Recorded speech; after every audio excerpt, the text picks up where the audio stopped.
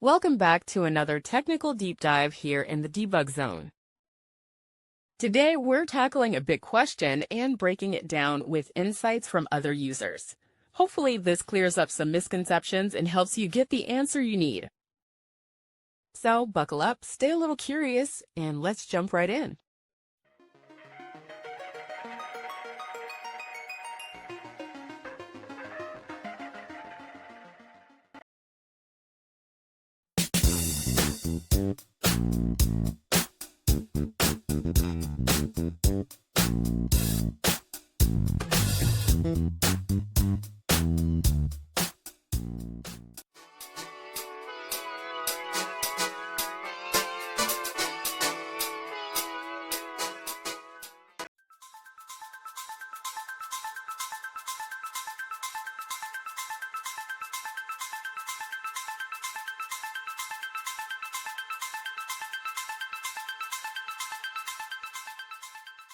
And that's a wrap.